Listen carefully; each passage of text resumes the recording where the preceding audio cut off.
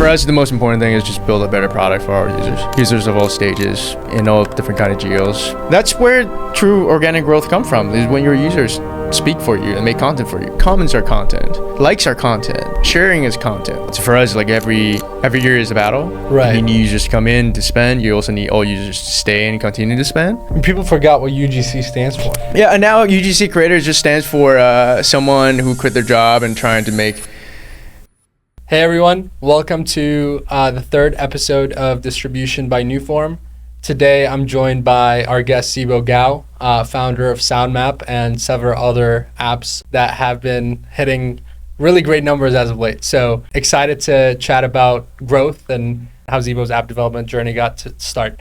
So Zebo, thanks for coming on the show. Thank you for having me. Of course. So I'd love for you to give the audience like a little bit of an introduction. Like, how did Zebo get started, kind of building consumer apps? Maybe what was your first project? Our first projects are never the best, but I think that they form a lot of learning. So I'd love to kind of hear a little bit more about your background. Yeah, so I graduated in 2019. I went into consulting first, super boring. And then COVID hit. I was pretty much at home. My partner couldn't get any deal, so I was free all the time. If you remember 2020, it was a time where SPV were a thing and people were raising rolling funds and investing into every single possible living money was thing. Free. Yeah. And I was doing that. And at a certain point by 2021, I started questioning it and just said, hey, like, what am I looking at? Like, why are they getting millions of dollars from me and all the other investors when the product looks like something I can do and much better? And at a certain point, did you have a product background, or like, what did you study in college? I studied econ and psychology. Okay. To your question, I do not have a product background, but like I just told you, I have a band. I had a band in freshman year. I was pretty much playing both the frontman role and also the band manager role, trying to get deals and gigs. Sophomore year, I tried to start a social app. Extremely stupid looking back. Very tarpid idea. See what's going on at a bar.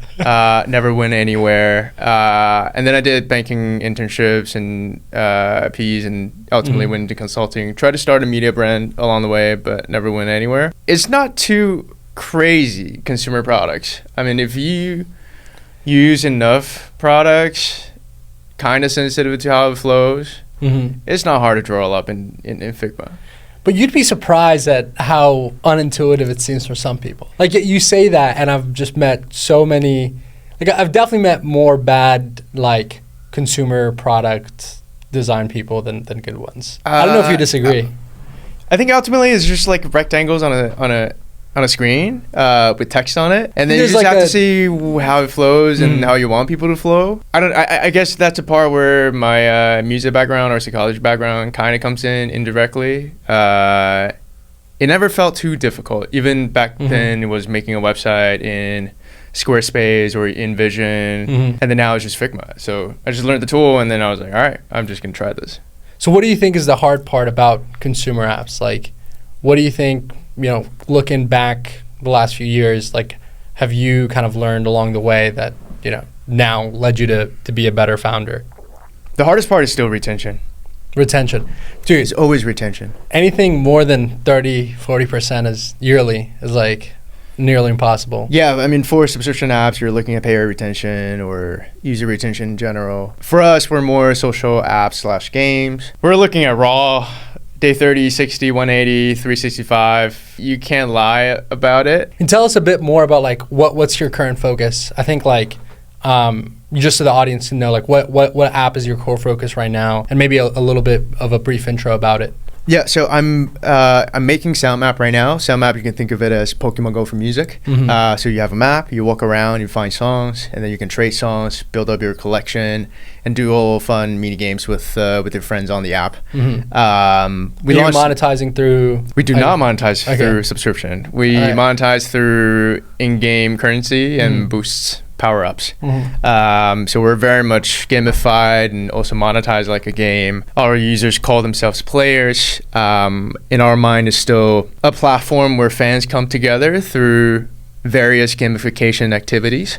So that's my focus right now. We launched roughly a year ago. So far, so good. You guys are like top of the charts We're top 5 in music games. That's competitive. Like there's a lot there. Music games is not that competitive. Oh, I mean games in general. Music is the least competitive games category. That's why I put it in there. And when users go onto the App Store, it shows only as music. It doesn't show music game because it's too many letters and doesn't fit in. So, because I thought, like music games, I guess, is different than music itself. Yeah. Got it. Music game is under games. Music would be comparing to Spotify and SoundCloud and everyone else. Was that intentional that you kind of classified as a game? It's way easier to be number 3 in music games than music. Yeah. And it shows up the same on the App Store. Like, other than that, like, what are some easy to rank categories? Like, are you familiar with any others? Books. Business, I'm guessing.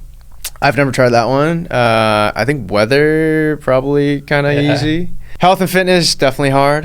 Yeah. Lifestyle, definitely hard. Or all the dating apps. They're primarily in lifestyle. But yeah, that's what I'm working on right now. Yeah, so like, kind of in the process of building that, like, you've developed a lot of hot takes. We've seen a few of them on Twitter. What's kind of give me your hot take on kind of consumer app growth, right? Like, what are most people getting wrong, building and growing consumer apps that, like, you think like you've done with Soundmap? Before I mention any of my hot takes, I have to say, like, I have not built subscription apps. So I don't know how to grow a subscription apps. We've tried, and we think we're kind of bad at it. That's why we don't do it. What were the apps before Soundmap? Because you had the Taylor Swift friendship bracelets, right? Like, yeah, we've done a Taylor Swift friendship bracelet app.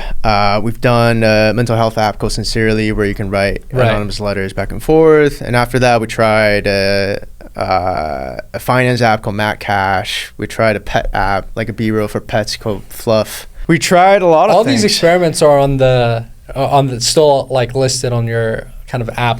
Yeah, you can only see company. The logo, but they're down. They're still there. Yeah. But subscription is something we've never really cracked. The most I've ever done was trying the 3-day free trial thing with we're going to notify you on day 3 or day 7. We've tried one version of the paywall, and we've never tried it Very again. famous case study. Like, I feel like that. Who was it? Like Blinkist that first did this or something? Probably. Yeah.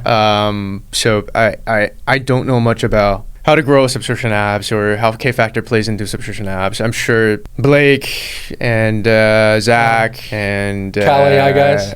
Or the Quasar, Cocono guys. They know that much better than I do. I guess, like, how has Soundmap grown? To this day, 75% of our growth is still organic. And is that like word of mouth? Like, do you have like kind of referral loops? Yeah, the breakdown of that is we have around 25% paid. Talk about iOS. 25% of iOS top of funnel is paid. 35% is referral. So you can invite 8 friends for free premium lifetime. Got it. 8 friends? 8 friends, yeah. Oh, wow. You need to invite 8. And then you need to sign up. With that? 8? Yeah, because we initially had 5. We were like, all right, let's see how this goes. And too many people completed it. And we're like, all right, we're going to up it. That's impressive. Yeah, I mean, if the power up is really powerful, then people are willing to do it. They're willing to send it to their grandma, grandpa, and they'll do it. But we do see retention from the invited cohorts worse than the other channels. Yeah, so maybe there's a little bit of an element of like a forced kind of referral. 100%. But yeah, 35% is there, and then another 30%. Well, another like 35% is just App Store searches. Yeah. They could be organic. They could be you and me talking right now. They could be kids playing at school. We can't really track them. I wouldn't say we're doing a great job on social. So I think a lot of that is actually in person, word of mouth. Okay. And then Android is 100% organic. So you're not running any ads like towards Android or anything? Nah, Android ARPU is lower. Yeah. I mean, ARPU for Android, I heard, is almost always going to be lower for anything that monetizes through kind of like purchases. But ads, I think, on Android have pretty good CPMs. Have you ever experimented running ads on Soundmap or anything like that? We only have reward ads. Okay. We don't have any banner ads, interstitial. I'm a bit of a purist in that sense. I do think banner ads look pretty ugly. I know they can add, I don't know, probably 3-5 cents to our ARPDAU. It just doesn't look good. Yeah. And maybe one day I have to do it, but as a user, I wouldn't want to do it. Yeah, but I hate ads. Because especially like this is the why Apple Oven is doing so well. They'll show you an ad. It's like very hard to skip. The X at the very top is so small, and it's like you can't skip it for the first 10, 20 seconds or whatever. Yeah, there's a countdown. You press on it, pull up the download sheet, and then when you can actually exit, it pull up again, and then it'll go into something else. Different kind of end plates, but they're smart. They've evolved that model for a long time. So what are you focusing on in like 25? Like in terms of kind of doubling down on growth with Soundmap, like where do you think the biggest opportunities lie? I mean, along the 3 funnels that I just mentioned, paid ads, obviously, we work on our LTV, we work on our ARPDAU, and if it works, we'll keep on doing it. But ideally, we don't exceed the 30% benchmark. And then on the referral part, I think we have a lot of experiments to run. How we design the invite flow, where do we pull people in, what do we offer behind it, can we guide people better, and just try to lift that 35% to 40%, 50% if we can. So how are you showing that like invite flow? Is it like after a paywall and they X out? Like how does it actually work on the referral side? So on our paywall, there's a line of gray text right underneath the green continue button. It says invite friends for free. Well, invite friends for lifetime premium. So a lot of people tap on that. And during the first day, if you're really trying to revenue maximizing, then on every app open, you should pop your paywall. But we pop the invite wall on the first day. Because you pop the invite before the paywall, or? No. So during onboarding, we pop the paywall and then the invite wall. But then within the first 24 hours, on every app open, we pop the invite wall. Interesting, okay. Because 80% of your invites, actually 85% of your invites are going to happen within the first 24 hours. Wow. That's true. I've heard that number from investors. I looked into ours. It's true. If you want to capture that organic referring. Because you think like a user who's more of an avid user is more likely to invite. Why do you think that is? No, I mean, our power users either have already invited their friends or they don't have any friends to play with. Like if you're that hooked, it's similar to like how people can pay ridiculous prices during onboarding, like without really checking what the price is. It's like if you're that into it within like the first session, really you're gonna do whatever you can to feel the dopamine. You're gonna try to get that premium if you can pay for it. If not, then you're gonna invite your friends. People leave after 24 hours, so you gotta capture it before they're gone. I guess it's the biggest like sample size you can do this on. Because even if 20% of your month 2 users invite people, that's 10% of your day 1 is a lot more. Yeah. Right. Yeah. So, I guess like you mentioned the hardest problem is retention. Like, is that something to like I've thought about this. Like, there's we've seen a lot of consumer products that can scale to call it that 10 million in ARR or something. Or at least are on their way there. But scaling past that, especially through, call it like paid ads, seems very hard, if not impossible to do for most apps until they get that retention problem right. It's like, has that been where your focus is? Is that something that's kind of just like, inevitable given the category, right? Just given it's a game, right? Like, how are you thinking about that? I mean, for every category, there's outliers. For games, you can look at Monopoly Go, you can look at Capybara Go, or all the new games, or Winter Soldier, or Survivor Dial. Yeah, but they make tons of money, and those are games that can live on for years. In the best case, you build something like GTA or FIFA, and it just goes on year on year. For social apps, it's definitely a lot harder. For subscriptions, I don't know because I haven't built in it. I don't understand the annual retention mechanism and how your AR, like annual recurring revenue, actually stacks. For games, you're really living on annual run rate. Like it's a different AR. So for us, like every year is a battle. Right. You need users to come in to spend. You also need all users to stay and continue to spend. There's not a cushion. Right. The same way that returning customers for if your product's spend depth is really well designed, then there is a cushion. Like the more you play, theoretically, the more you should spend. But that's a whole different psychology to it. Like for us, whales and stuff. Yeah, whales. For us, the most important thing is just build a better product for our users. Users of all stages, in all different kind of geos, fans of all different type of music. I don't think we're there yet. I think we're probably like a B right now. We need to move into. But people seem to love A-. it. I mean, like the reviews seem pretty positive.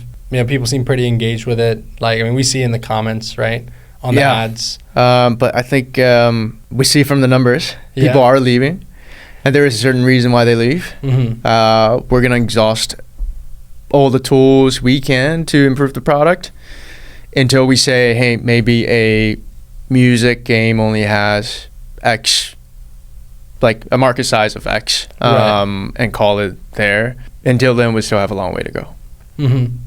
Like, what have you found? You mentioned like about, a quarter of your growth comes from paid ads.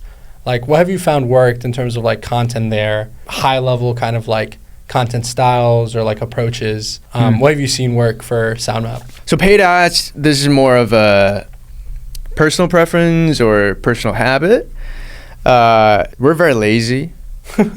We just do things in the simplest way and try to test as much as we can. Ever since the Sincerely days, I've found that the 6 to 8 second face video with either text overlay or screenshot plus text overlay just works for some reason. Or I just do like 3 seconds of text overlay plus 3 seconds of app footage, like the Locket style.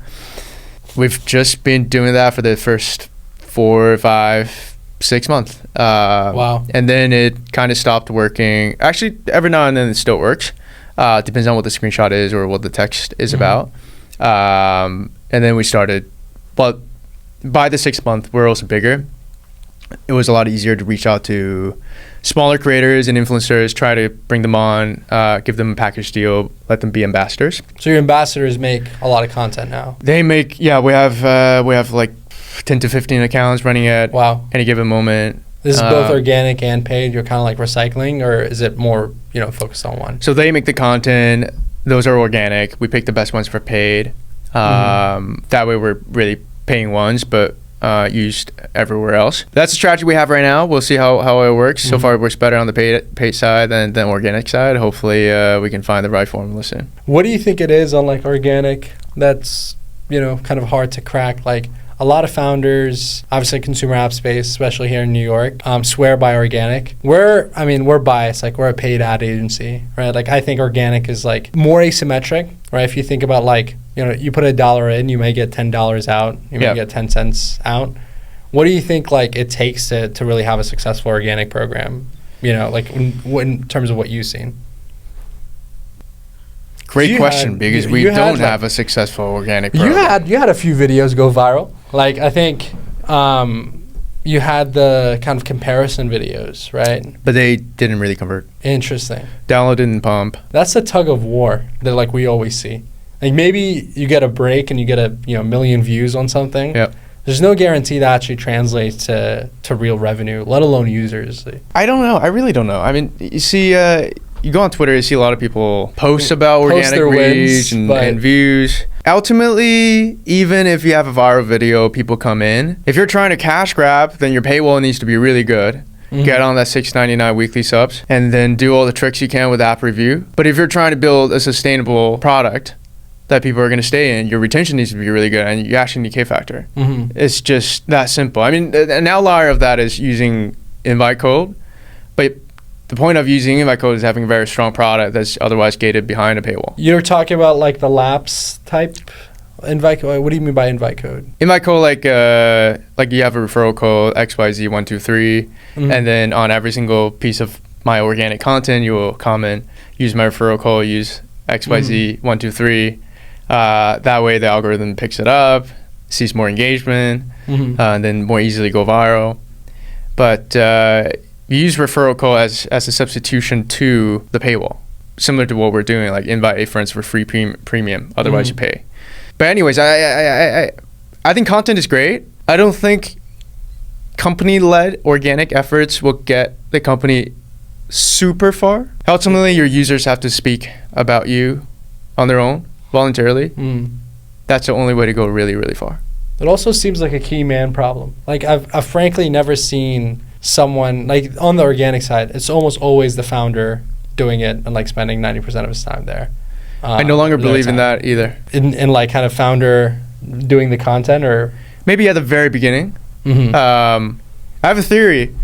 So I used to be able to go viral in 2021. I went back to China. I quarantined for 14 days in a hotel, and Wow. I set up a TikTok account before I took off. And in those 14 days, I probably made 100 videos. wow. And by like day 10, I actually managed to go viral. It was for my last music app. Mhm. I made a series about like third-party music apps, and I mentioned a bunch of other apps that you guys probably know of. Actually, I made a video about discs, Wow. and it got to like 3 million, 4 million views. Wow. And then the last time I've gone like really, really viral over 1 million, 2 million views, it was spring 2023. And then I think I've just gotten old. Like my face just doesn't work anymore, and I don't come spend on. enough time on TikTok. And it just doesn't work. I truly don't think I can make better I think content. it's a platform level thing, honestly. I don't know, but I don't think I can make better content than you do, than Audie do.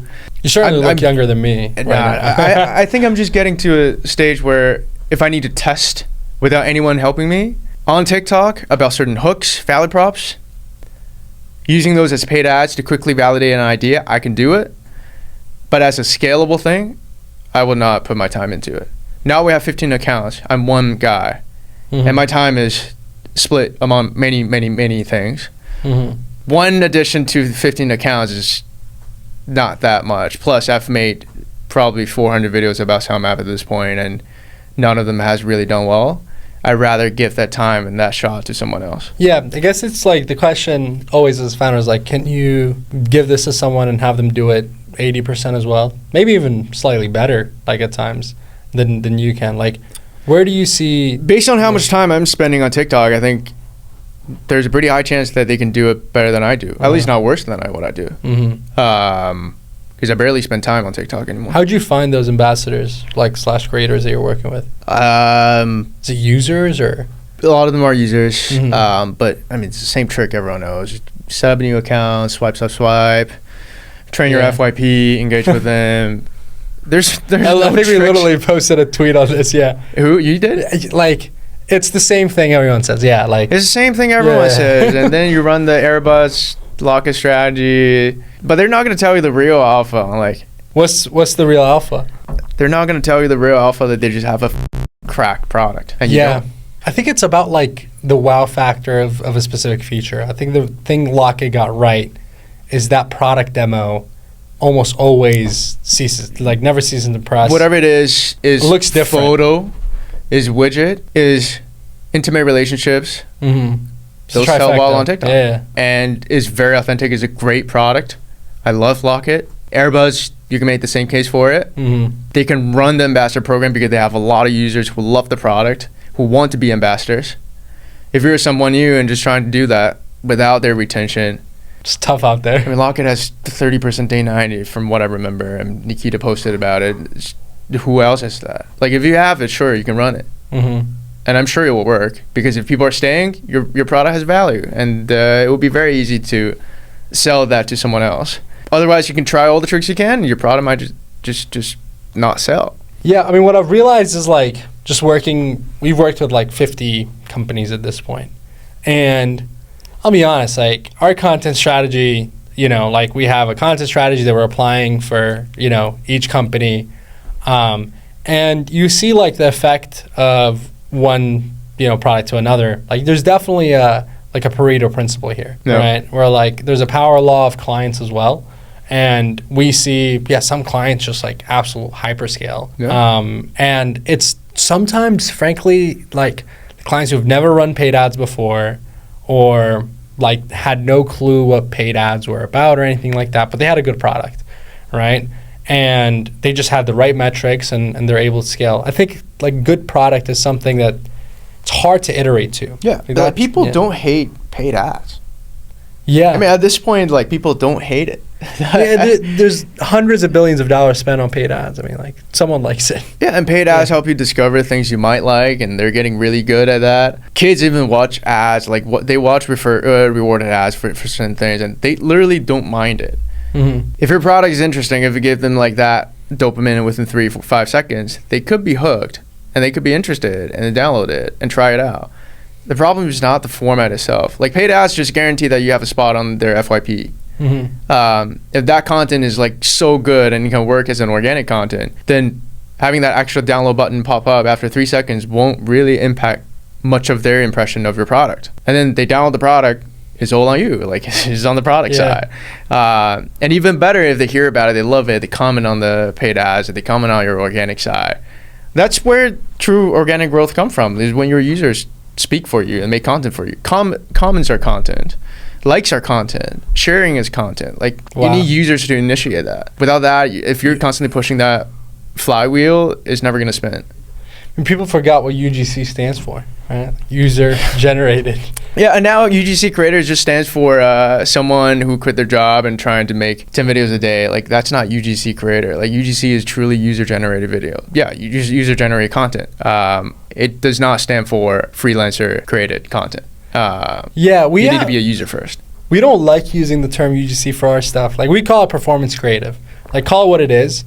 You're making content to get to a specific performance goal. I think you're right. Like UGC started off as like, oh, well, like a user made a cute video and like shared it on TikTok and like thought it was relatable and authentic. That doesn't really happen much anymore, right? It does happen. Well, you can also engineer it to happen. We've seen it engineered to happen, but I feel like we had this actually happen at Faves like a couple weeks ago. So with the TikTok ban, so for context, Faves, you can save like videos on TikTok. It's crazy. Instagram. He's still plugging Faves. Yeah, still plugging Faves. But essentially, my old startup, it's still around. You can download the app. A great app. And it's essentially like cloud storage for your favorite content. So with the TikTok ban, some random teenager that used us for a while made a video, and it was like the worst quality video ever. It was like 2 minutes, dark room, very long-winded. Yep. And it's like, if you have a lot of saves on TikTok and you want to protect them in case it gets banned, this is the way to do it. And it broke our servers, right? Like it just, we skyrocketed to top 10 in social networking, got us tens of thousands of downloads. I'll share a similar story to that. I won't share the name of the app, but they orchestrated a campaign in Mexico and Brazil. They spend, call it 20K in each country, influencer campaign, tried it. Nothing worked. Wow. But then the users just picked up and make the worst quality videos with crappy captions and screen recordings, and they kicked it off.